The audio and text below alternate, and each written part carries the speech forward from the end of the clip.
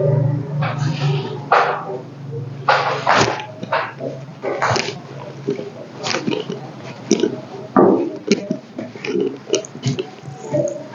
सभी विद्यार्थियों को सक्सेस पॉइंट चैनल स्वागत है। आप सभी विद्यार्थियों को आज हम लोग 1857 के विद्रोह को संपूर्ण वीडियो में आप लोग को एक साथ देने जा रहा हूँ। 1857 विद्रोह का आज हम लोग पूर्ण रूप से इसकी थ्योरी को कंप्लीट कर लेंगे और कल से हम इसकी क्वेश्चन प्रैक्टिस करवाएंगे आपको। जो बीपीएससी की जो एग्जाम होने जा रही है, आपको ये संभावना जो डेट बताई जा रही है ये 10 मार्च या लास्ट वीक मार्च में भी होने की संभावना है। 16 फरवरी से फॉर्म भरने की जो विज्ञापन है वो भी आ जाएंगे आपको। जो बीपीएससी 3.0 की जो एग्ज़ाम होने जा रही है तो तमाम विद्यार्थी कहेंगे कि आप अधिक से अधिक सेल्फ स्टडी करें और क्वेश्चन ज़्यादा से ज़्यादा प्रैक्टिस करें। आप जितना क्वेश्चन आप प्रैक्टिस करिएगा उतना आपके लिए बेहतर रहेगा। तो चलिए हम लोग इस वीडियो को, इस सेशन को 1857 विद्रोह को इस शुरुआत करते हैं। चलिए आप सभी विद्यार्थियों के लिए, तो चले हम लोग सभी विद्यार्थी इस पर विशेष रूप से ध्यान देंगे।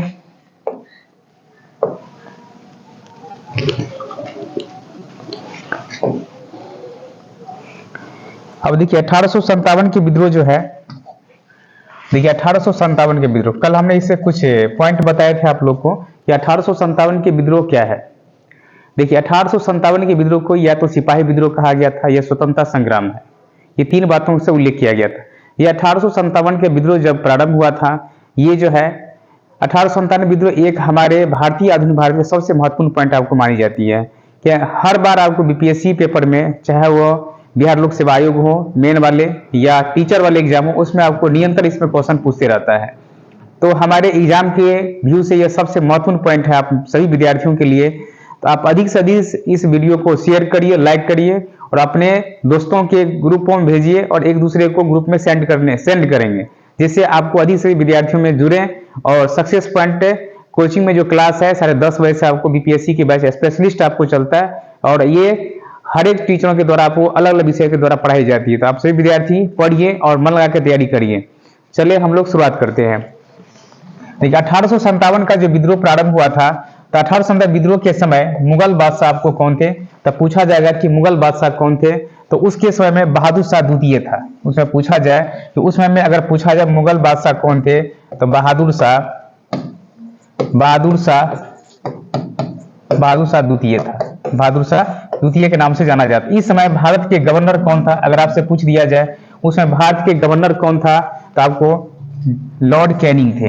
गवर्नर का नाम अगर पूछा जाए तो लॉर्ड कैनिंग था। गवर्नर का नाम अगर पूछा जाए 1857 के विद्रोह के समय गवर्नर कौन थे, तो लॉर्ड कैनिंग थे।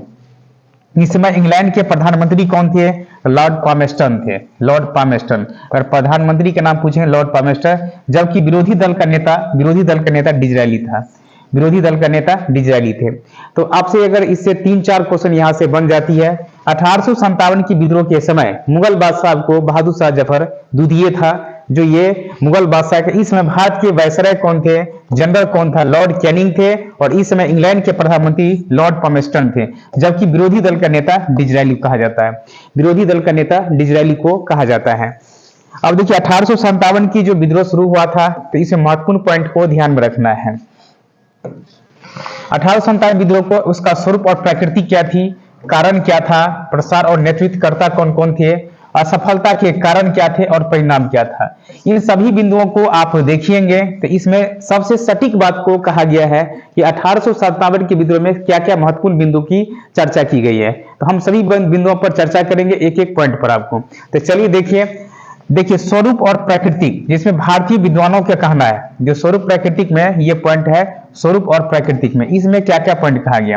भारतीय विद्वानों की मत यानी उसका क्या था, यह सुनियोजित ढंग से किया गया प्रथम स्वतंत्रता संग्राम है, यह बीडी सावरकर ने कहा। या पूछा जाए यह स्वतंत्रता संग्राम है यह किसने कहा था, तो बीडी सावरकर ने कहा था। तो याद करेंगे कि यह प्रथम स्वतंत्रता संग्राम है, बीडी सावरकर ने इस बात की चर्चा किया था। यह न तो प्रथम न राष्ट्रीय है और न स्वतंत्रता संग्राम था, यह आरसी मजूमदार ने कहा था। यह आरसी मजूमदार ने कहा था कि यह न तो प्रथम राष्ट्रीय विद्रोह है न ही स्वतंत्रता संग्राम है। यह किसने कहा था, आरसी मजूमदार ने इस बात का उल्लेख किया था। यह जन क्रांति था यह जन क्रांति। रामविलास शर्मा ने यह कहा था कि यह जन क्रांति था, रामविलास शर्मा ने यह कहा था आपको। अब देखिए इसमें आपको ध्यान रखना है, यह राष्ट्रीय विद्रोह नहीं था क्योंकि इस समय तक भारत में राष्ट्रवाद का विकास नहीं हुआ था। और ये किसने कहा था? पंडित नेहरू ने चर्चा किया था आपको। अगर यह राष्ट्रीय संग्राम नहीं था तो इसे सिपाही विद्रोह कहना भी गलत होगा। यह एसएन सेन ने इस बात की चर्चा किया था। तो ये तमाम पॉइंटों पे हम लोग डिस्कस करते हैं। जो राष्ट्रीय विद्रोह का ये जो 1870 विद्रोह कारण तत्कालीन कारण क्या था, ऐसे पूछेगा। चर्बी युक्त वाले कारतूस वाले जो ये था तत्कालीन कारण थे आपको।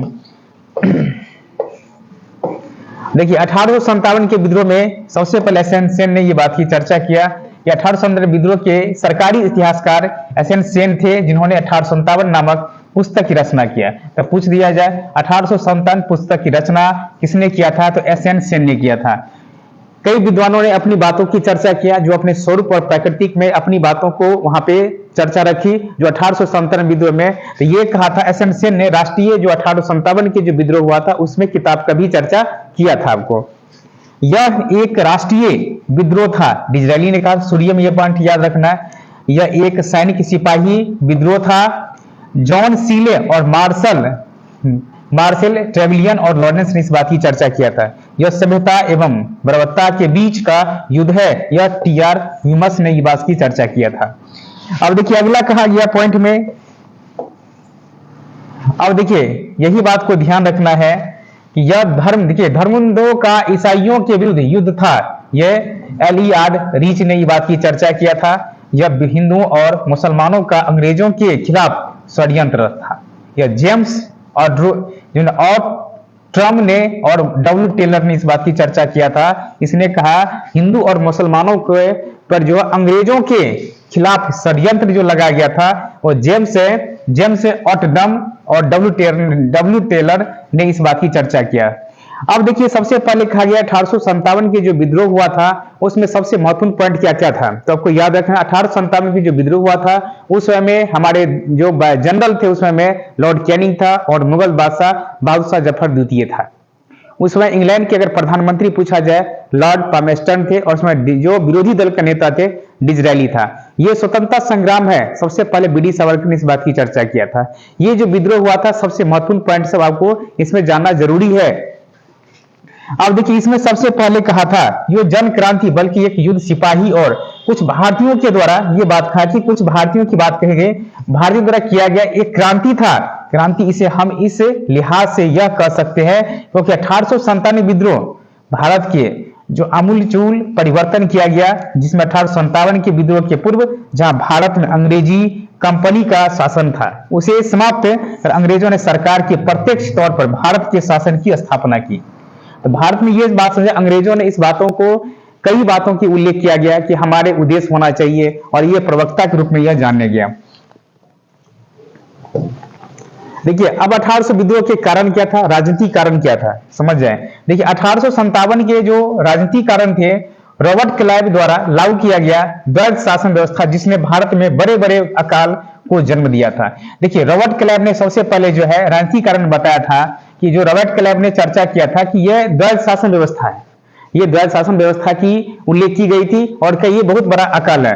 वारेन हेस्टिंग्स ने जब लॉर्ड कॉर्नवालिस की आक्रामक नीति बताई, वारेन हेस्टिंग्स ने और लॉर्ड कॉर्नवालिस को कहा आक्रामक नीति बनाई और लॉर्ड ब्लेजली का यह कौन सा सहायक संधि था। लॉर्ड हेस्टिंग्स का जो फोर्ड पॉलिसी नीति अपनाई, लॉर्ड डलहौजी ने राजहरप नीति अपनाया। जो डलहौजी का आता है जैसे हड़प नीति, तार सेवा, डाक सेवा, रेल सेवा, ये सभी आते हैं आपको डलहौजी में। देखिए सामाजिक सुधार, सामाजिक और धार्मिक कारण क्या था, सामाजिक और धार्मिक कारण। तो देखिए इसमें कई वायसराय ने अपनी बातों की वहां पे चर्चा किया। लॉर्ड विलियम बेंटिंग के द्वारा समाप्त किया गया सती प्रथा और ठगी प्रथा। तो याद रखना है यो सती प्रथा और ठगी प्रथा के जो समाप्त किया गया था लॉर्ड विलियम बेंटिंग के द्वारा, जबकि ब्रह्म समाज की स्थापना 1828 ईस्वी में जो है सती प्रथा के बारे में विरोध किया था आपको ब्रह्म समाज के बारे में। आपको याद सती प्रथा और ठगी प्रथा के बारे में लॉर्ड विलियम बेंटिंग ने समाप्त किया था। लॉर्ड कैनिंग के द्वारा पारित किया गया हिंदू विधवा पुनर्विवाह अधिनियम। तो हिंदू विधवा पुनर्विवाह के बारे में चर्चा कर किया था वो ईश्वरचंद्र विद्यासागर, याद रखेंगे, ईश्वरचंद्र विद्यासागर ने चर्चा किया था। लॉर्ड डलहौजी ने 1849 ईस्वी में यह घोषणा किया कि बहादुर शाह जफर का उत्तराधिकारी लाल किला के बजाय कुतुब मीनार जैसी छोटे स्थान पर रहेंगे।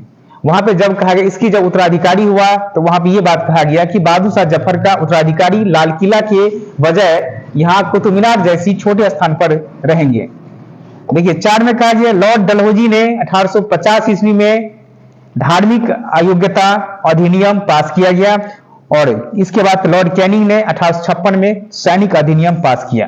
जो 1856 में कहा गया तो कई सैनिक अधिनियम का भी पास किया गया। देखिए इसी के बाद कहा लॉर्ड कैनिंग ने 1856 में यह घोषणा भी किया। 1856 में लॉर्ड कैनिंग 1856 में यह घोषणा किया कि बहादुर शाह जफर के उत्तराधिकारी बादशाह नहीं बल्कि यह कहलाएंगे कि बल्कि राजा या शाहजाद के नाम से भी जानेंगे। तो बहुत सारे ऐसे बात है उसमें हर बातों की उल्लेख किया गया। देखिए अगला पॉइंट है, अब देखेंगे आर्थिक कारण क्या था। अब देखिए आर्थिक कारण क्या था उसका। आर्थिक कारण में कहा कि ब्रिटिश सरकार के द्वारा किए गए प्रकार की आर्थिक नीति जैसे अस्थायी बंदोबस्त, रैयतवाड़ी व्यवस्था, महलवाड़ी व्यवस्था लागू किए गए। इन सभी व्यवस्थाओं के अंतर्गत अंग्रेज सरकार ने भारतीयों का शोषण किया था। जब यह सभी प्रथाएं आर्थिक कारण थी तो इनमें अंग्रेजों सरकार ने भारतीयों के साथ में शोषण करना प्रारंभ कर दिया। अस्थायी बंदोबस्त हो गया, राज्य का आर्थिक नीति, महलवाड़ी व्यवस्थाएं, कई तरह की ऐसी व्यवस्थाओं के अंतर्गत में अंग्रेज सरकार ने भारतीयों को यह शोषण करना शुरू कर दिया था आर्थिक कारण में। देखिए सैन्य कारण क्या था, अंग्रेज कंपनी की सेना में भारतीय और यूरोपीय का अनुपात आपको 5:1 था। 5:1 था। भारतीय सैनिक और यूरोपीय सैनिकों का अनुपात 5:1 था। इसके बावजूद भी भारतीय सैनिकों को न अधिक सुविधाएं और न ही अधिक पगार दिया जाता था। जितना भी अगर जरूरत के था उसने भारतीय सैनिकों को नहीं मिलती थे वहां पे, और का साथ ही साथ भारतीय सैनिकों के साथ अभद्र व्यवहार भी किया जाता था। उन्हें कुत्ता या सुअर कहकर भी पुकारा जाता था। किसको? तो भारतीयों को। साथ ही साथ भारतीय सैनिकों के उच्च पद को ग्रहण भी नहीं कर सकते थे। ये सभी जो उनकी सैन्य कारण था। उनकी जो अनुपातिक संख्या था जो भारत में और यूरोपीय का 5:1 था। जो भारतीयों को जो सुविधाएं मिलती थी वो सुविधा भी नहीं मिल पाते थे, उसके साथ में अभद्र व्यवहार किया जाता था। उसे कभी तो कुत्ता तो कभी सुअर भी कहकर पुकारा जाता था। उसे ऊंचे पद पर नहीं दी जाती थी, उसे ग्रहण करने नहीं दिया जाता था। देखिए उसी में कहा गया तत्कालीन कारण, सबसे महत्वपूर्ण पॉइंट है तत्कालीन कारण जो वहां पे पूछा जाता है। देखिए तत्कालीन कारण ये सबसे महत्वपूर्ण पॉइंट है जो आपको एग्जाम के व्यू से सबसे महत्वपूर्ण है।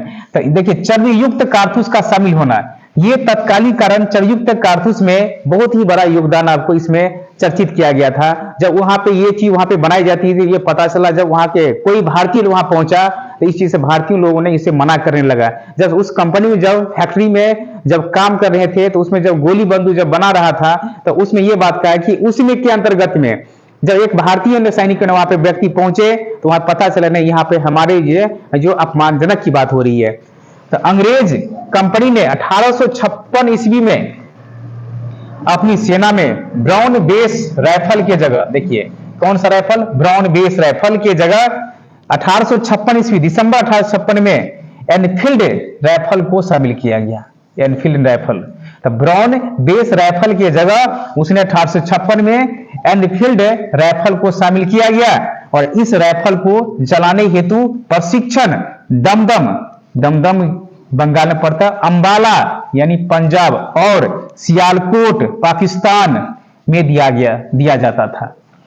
जब इस राइफल का प्रयोग किया गया तो ब्राउन बेस राइफल की जगह जब उसको प्रयोग करना था ब्राउन बेस राइफल के जगह पर वह दे दिया एनफील्ड राइफल का दे दिया, कि इस राइफल का प्रयोग करना है। और इसके जो प्रशिक्षण यानी ट्रेनिंग जो दी जाती थी तो दमदम यानी बंगाल में, अंबाला पंजाब में और सियालकोट पाकिस्तान में दिया जाता था।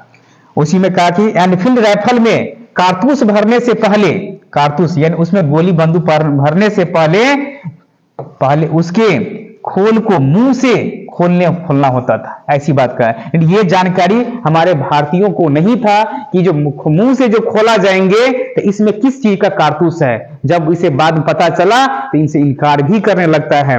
कारतूस है कि ऊपरी खोल के विषय में यह अफवाह फैल गई कि इसमें गाय और सूअर की चर्बी मिली हुई थी, जो हिंदू और मुसलमानों दोनों धर्मों के लिए सही नहीं था।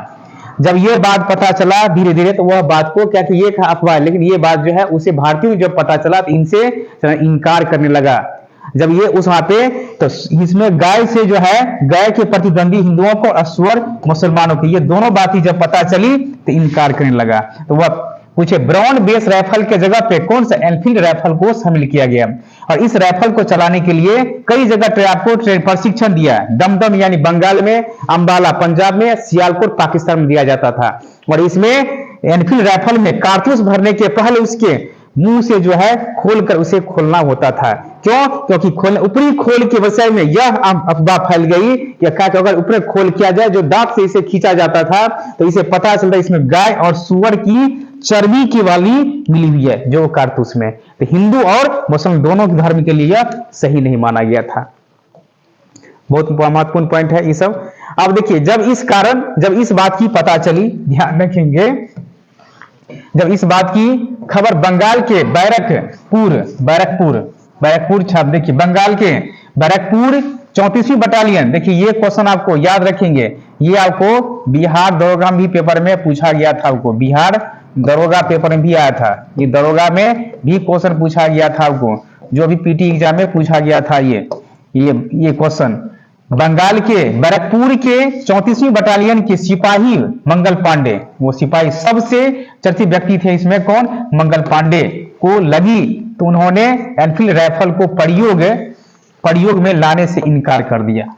जब इस बात की किसे चला तो बंगाल खबर ये चला, बंगाल के जो बैरकपुर के 34वीं बटालियन के सिपाही 34वीं बटालियन के सिपाही मंगल पांडे को यह पता चला कि इस एनफील्ड राइफल में से चलाने से इनकार कर दिया और अपने बड़े अधिकारी जनरल ह्यूडसन और जनरल बाग की 29 मार्च 1857 ईस्वी को हत्या कर दी गई।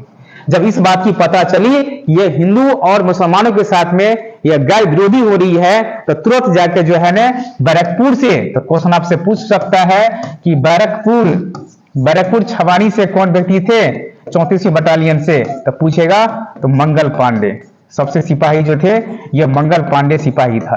तो इतना चीज को आपको याद रखना है। इसी कारण मंगल पांडे को पकड़कर 8 अप्रैल 1857 ईस्वी को फांसी पर चढ़ा दिया गया। जब 8 अप्रैल मंगल पांडे को 8 अप्रैल यानी सिपाही विद्रोह यानी 1857 की विद्रोह प्रारंभ होने से पहले ही मंगल पांडे को शहीद हो जाते हैं।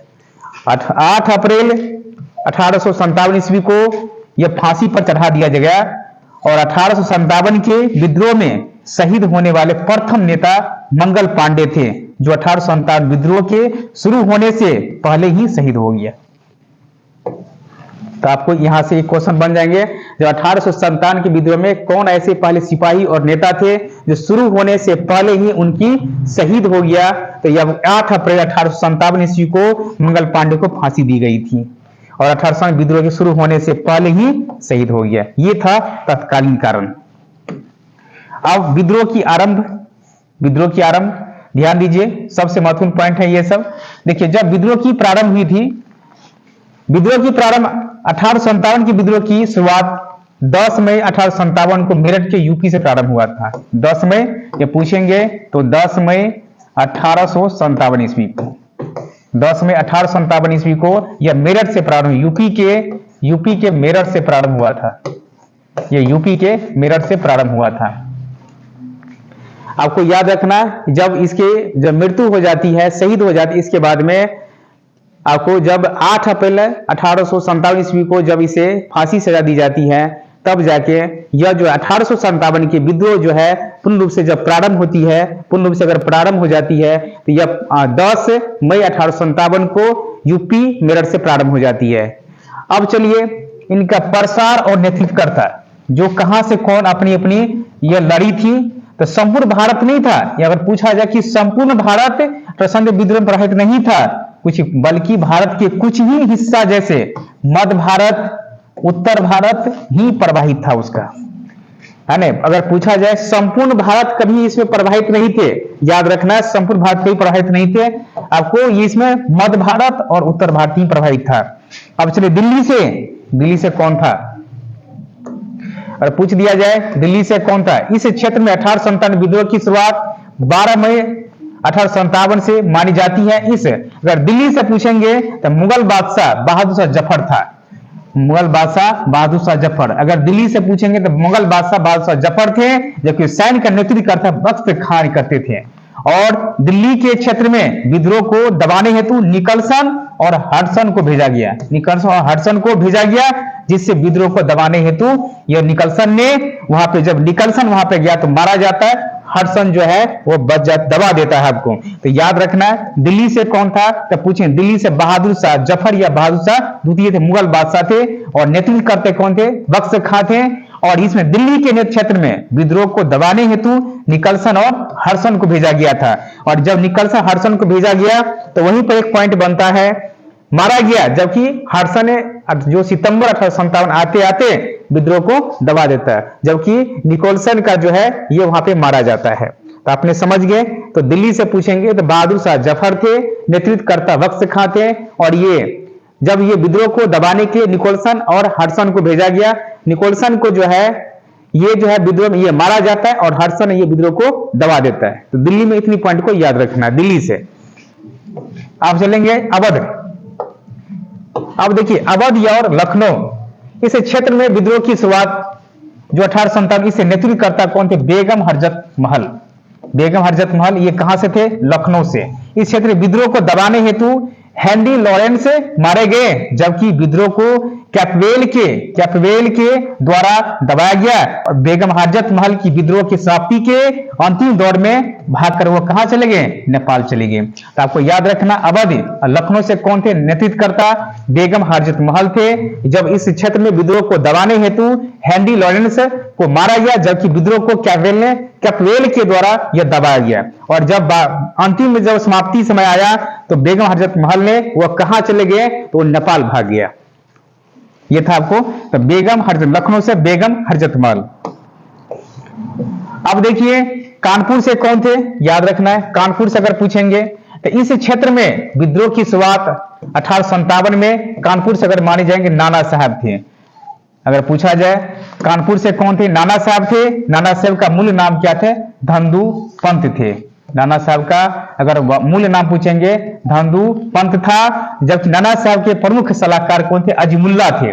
सलाहकार कौन थे, अजीमुल्ला थे, जिन्होंने नाना साहब के पेंशन की पैरवी के लिए कानपुर से सैन्य में तात्या टोपे को संभाला था। दांता टोपे का मूल नाम क्या था, रामचंद्र पांडुरंग। दांता टोपे का अगर पूछा जाए मूल नाम क्या थे, रामचंद्र पांडुरंग थे। दांता टोपे अपने मित्र के धोखाधड़ी के कारण मारे गए। विद्रोह के अंतिम दौर में नाना साहब भागकर नेपाल चले गए, और इस क्षेत्र में अंग्रेज को सेनापति कैपवेल ने विद्रोह को दबा दिया।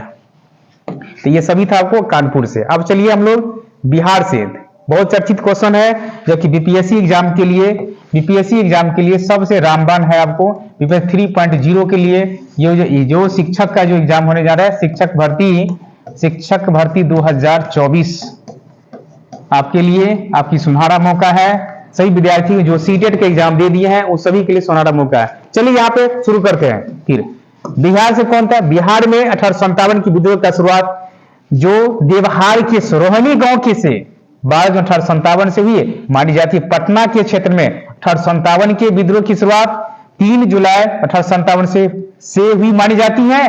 पटना के क्षेत्र में विद्रोह का नेतृत्व पुस्तक विक्रेता पीर अली के द्वारा किया गया था। किसके द्वारा, पीर अली के द्वारा किया गया था। याद रखेंगे पुस्तक विक्रेता कौन थे, पीर अली। कौन थे, पीर अली। पीर अली थे पुस्तक जो विक्रेता कौन थे, पीर अली किया गया।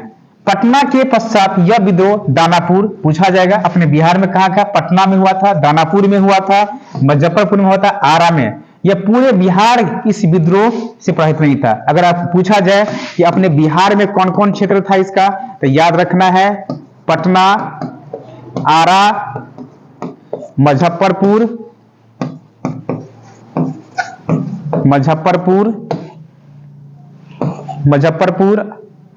और इसके बाद में दानापुर, ये जो है क्षेत्रफल है। सभी जो बिहार के सभी क्षेत्र में कुछ ही क्षेत्र, पटना थे, आरा थे, मुजफ्फरपुर थे, दानापुर थे, यह सभी क्षेत्र जो पड़े, सभी संपूर्ण बिहार ये प्रभावित नहीं थे। अब आरा के जगदीशपुर, देखिए बिहार के इस विद्रोह का नेतृत्व करता आरा के जगदीशपुर के जमींदार वीर कुंवर सिंह को माना जाता है। वीर कुंवर सिंह बहुत ही जो आरा के जगदीशपुर के यह जमींदार थे और नाना साहब और रानी लक्ष्मीबाई के साथ मिलकर अंग्रेजों को कड़ी शिकस्त दी। अब देखिए इसी बात को वीर कुंवर सिंह ने भी इस बात की चर्चा किया। अब देखिए जब यह संघर्ष किया तो वीर कुंवर सिंह का संघर्ष अंग्रेजों के अधिकारी ली ग्रांड के साथ 23 अप्रैल 1858 को हुआ। इस संघर्ष में वीर कुंवर सिंह ने ली ग्रांड को पराजित किया और इसी कारण प्रत्येक वर्ष 23 अप्रैल को विजय दिवस के रूप में मनाई जाती है। तो 23 अप्रैल को अगर पूछा जाए 23 अप्रैल को अगर मनाया जाए तो विजय दिवस के रूप में मनाया जाता है। विजय दिवस के रूप में मनाई जाती है, 23 के रूप में मनाया जाता है। इस संघर्ष के दौरान ही वीर कुंवर सिंह पूरी तरह घायल हो गए, जब यह कुछ ही दिनों के पश्चात उनका निधन हो गया। तत्पश्चात विद्रोह का नेतृत्व कुंवर सिंह के भाई अमर सिंह ने यह संभाला। बिहार के क्षेत्र में विद्रोह को दबाने का श्रेय विलियम टेलर और विसेंट अय्यर को जाता है।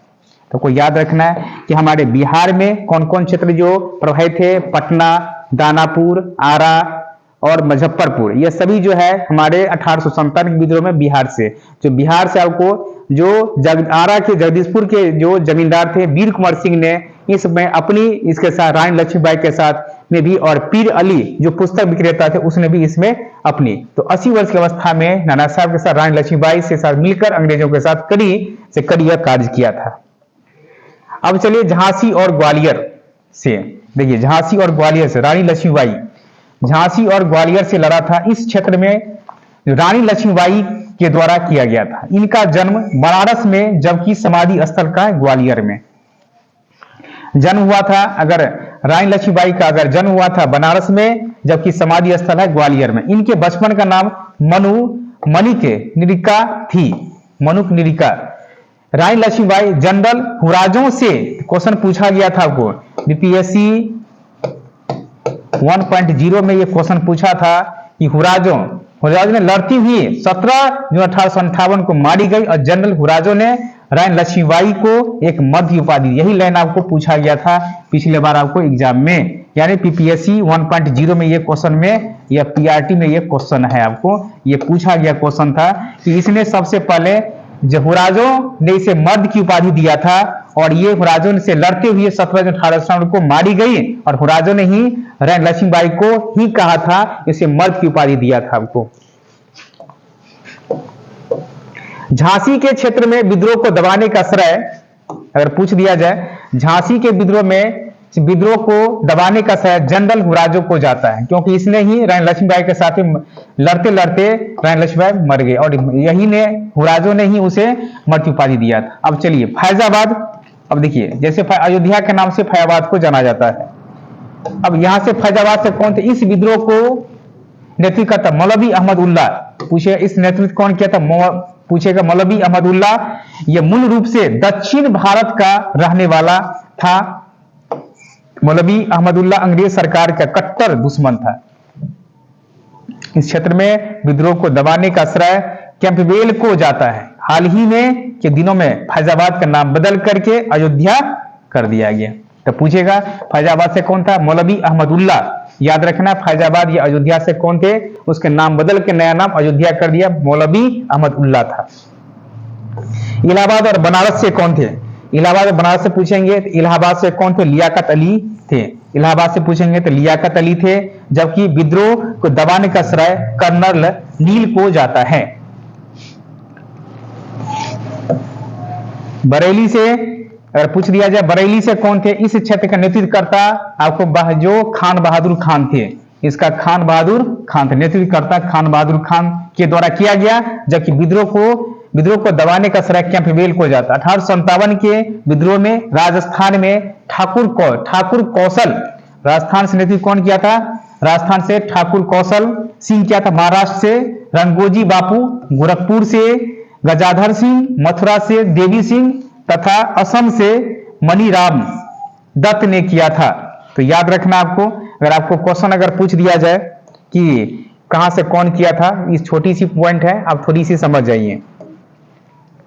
आपसे पूछ दिया जाए कि अगर राजस्थान से कौन था, तो आप याद रखिएगा, राजस्थान से अगर पूछेंगे कौन व्यक्ति थे, तो राजस्थान से आप लिखेंगे ठाकुर कौशल, ठाकुर कौशल, ठाकुर कौशल। राजस्थान ठाकुर कौशल थे, ठाकुर कौशल सिंह।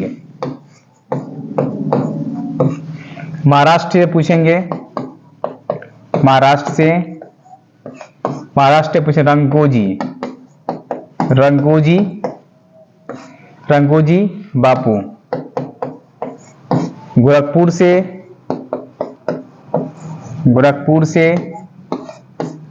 से पूछेंगे गजाधर सिंह,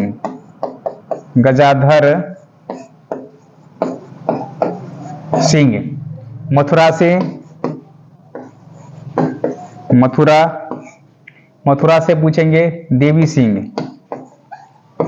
सिंह, मथुरा से पूछेंगे देवी सिंह। असम से अगर पूछेंगे, असम से कौन था?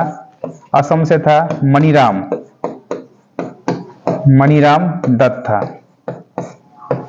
ये था आपको सभी ये कारण, ये सभी आपको याद रखना है। राजस्थान से ठाकुर सिंह कौशल, महाराष्ट्र से रंगोजी बापू, गोरखपुर से गजाधर सिंह, मथुरा से देवी सिंह, असम से मणिराम दत्त।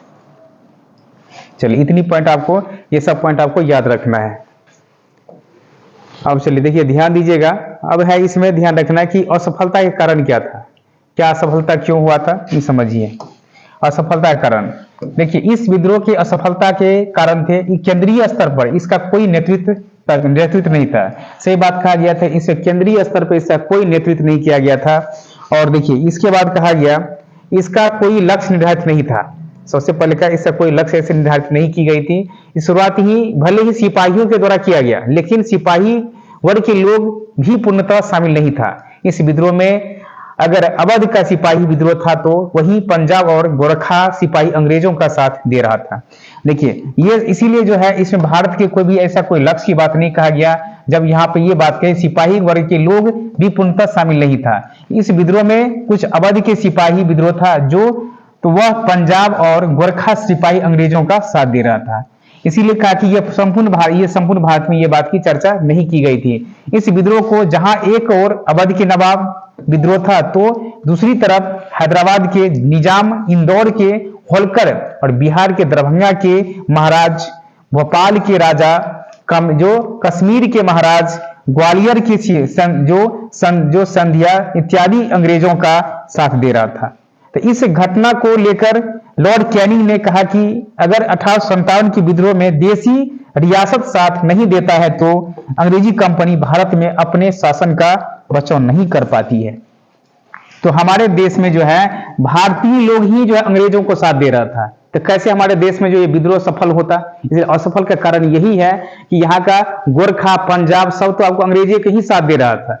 अगर अंग्रेजी के साथ देंगे, यहाँ पर देखिए हैदराबाद का निजाम, इंदौर के होलकर, बिहार के दरभंगा महाराज, भोपाल के राजा, कश्मीर के महाराज, ग्वालियर के संध्या, सभी तो ये अंग्रेजों के ही साथ दे रहा था। लॉर्ड कैनिंग का जब तक ये हमारी देशी रियासत जब तक हमारी साथ नहीं देंगे तो हमारी कंपनी, हमारी शासन आगे कैसे बढ़ सकती है। इसलिए हमारा जो है यह सबसे महत्वपूर्ण जो है कारण असफलता का ये कारण है आपको, क्योंकि वहां पे कोई विद्रोह जो हुआ तो कोई विद्रोह में ये का कोई पूर्णतः सिपाही शामिल भी नहीं होता था। सिपाही वर्ग के बहुत लोग ऐसे होते जो शामिल भी नहीं होते थे। अब देखिए इसी में इस विद्रोह को शिक्षित और मध्यम वर्गीय लोग अपने आप को अलग रखा। जो शिक्षित लोग थे वो अलग रखा है इसको। देखिए इसका परिणाम, इसके कई सारे परिणाम है जो इस विद्रोह के पश्चात भारत अंग्रेज कंपनी के शासन की समाप्ति हुई और भारत में प्रत्यक्ष तौर पर अंग्रेजी सरकार के शासक की स्थापना हुई। इसी विद्रोह की समाप्ति के पश्चात 1858 का भारत परिषद अधिनियम आया जिसने भारत के गवर्नर जनरल का नाम बदल करके वायसराय कर दिया गया। इस विद्रोह के पश्चात मुगल बादशाह के पद को भी समाप्त कर दिया गया। जब इस विद्रोह 1897 विद्रोह में जब परिणाम आया तो इनको भी यह समाप्त कर दिया गया। अब देखिए, इसमें सबसे पहले कहा गया कि विद्रोह के पश्चात सेना पुनर्गठन हुआ, और जब पुनर्गठन की बात हुई तो कई बातों उल्लेख किया गया कि इसमें पील कर्म के आयोग का गठन किया गया पुनर्गठन हेतु, जिसने अंग्रेजों को सरकार की सेना में बंगाल और अवध के सैनिकों की संख्या को घटाया। वहीं दूसरी ओर पंजाब और गोरखा के सैनिकों की संख्या को बढ़ाया गया। इस विद्रोह के पश्चात भारत में राष्ट्रवाद का विकास हुआ। जब इस विद्रोह हुआ तो भारत में किसका राष्ट्रवाद का विकास हुआ। तो हम लोग ने आज राष्ट्रीय आंदोलन भारतीय 1857 विद्रोह को पूर्ण रूप से हम लोग ने कंप्लीट कर लिए हैं। हम लोग इस पर कल जो है जो प्रश्न आपको इस पे प्रश्न करेंगे, जो महत्वपूर्ण प्रश्न जो है ये प्रश्न आपको करेंगे हम लोग। कम से कम आपको 1 से 70 क्वेश्चन आपको करवा दिया जाएगा कल आपकी। हम इसी समय में आपको कम से कम आपको 70 क्वेश्चन लेकर आएंगे 1857 के विद्रोह पे, और 70 क्वेश्चन को हम लोग पूर्णतः फुल्ली डिस्कस करेंगे आप लोग के साथ में। आज यहीं तक आप सभी विद्यार्थियों की शुभकामनाएं। आप अच्छे से तैयारी करिए और सभी विद्यार्थी खूब मन लगा के पढ़िए जिससे आपकी तैयारी अच्छा हो जाए, और इतना तैयारी करिए कि आपका रिजल्ट बहुत ही अच्छा रहे। तो आज तक यही बीपीएससी की बैच आपको प्रारंभ है। जो भी विद्यार्थी क्लास करना चाहते हैं आकर क्लास में नामांकन करवा ले। आपको 10 बजे से क्लास ये प्रारंभ है। जय हिंद, जय भारत।